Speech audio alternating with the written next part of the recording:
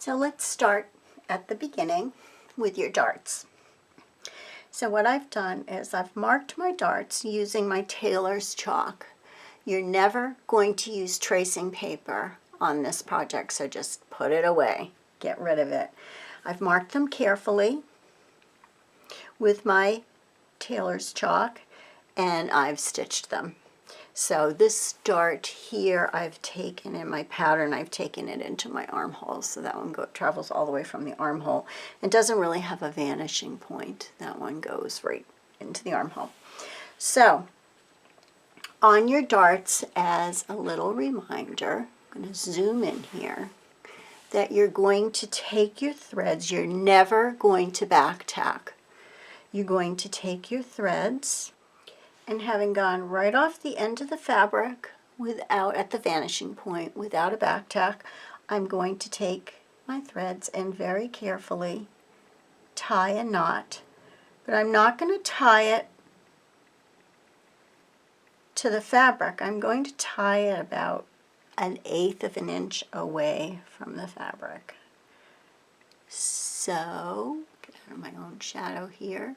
I'm going to stop about there and then tie a knot. Because what you want to do is to be able for the vanishing point to operate in the way it's drafted, meaning that the fabric goes to nothing.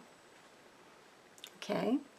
So I'm going to tie the ends of my darts all like that. So never back tack, always come right off the point, and then just knot. Again, when you pull your threads, make sure, sometimes they're hard to get started, make sure they twist a little when they come out of the machine. So make sure that when you tie your knot, that you're tying it away from the vanishing point. So I'm not going to make this loop into loop and pull it too. I'm going to get close, pretty close, and then tie my second knot. I'm going to do that in all the ends of the darts that I have created. Okay? So what I'm going to do is to come down into the dart where I've still got enough to clip into. Typically it's about 2 inches, of course it depends on the dart, and I'm going to snip it so that I have this little notch here. Then I'm going to take my very sharp embroidery scissors, and this is where having this tool becomes very important. And I'm going to come in where I snipped in the fatter side of the dart, and I'm going to clip. I'm going to clip my dart open. I'm actually creating seam allowance of sorts.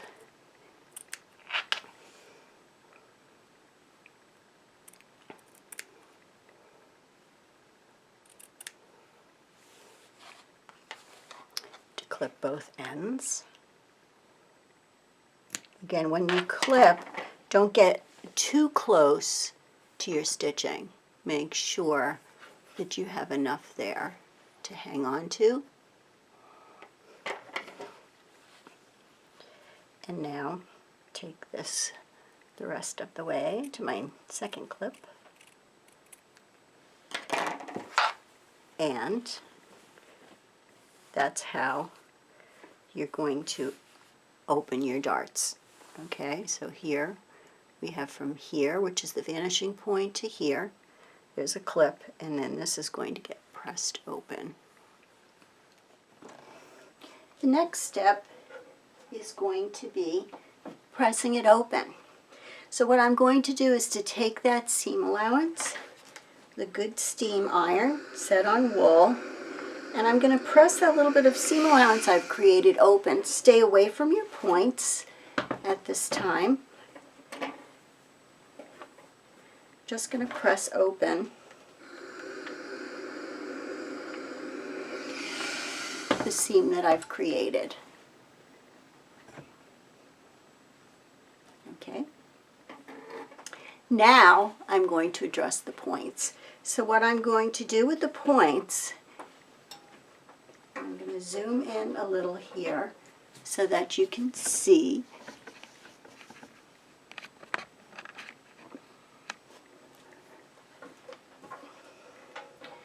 Is I'm going to take this fabric, the rest of the fabric that I have, see there's the end of the dart where I snipped, and I'm going to flatten it.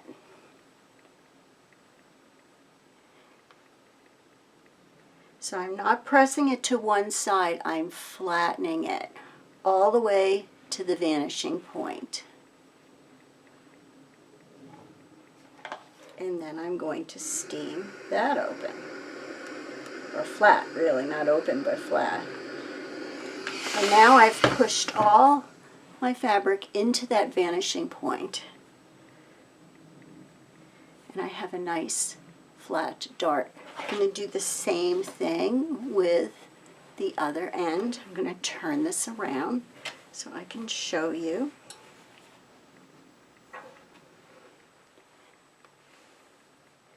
So now this is the other end of the dart. I'm going to take that, I'm going to flatten it, just like I did the last one, and then I'm going to press it. And again, goes right into the vanishing point because you don't have that knot there. Okay, and that's your dart. Going to do that to all the darts you have on the jacket. You should treat them all the same.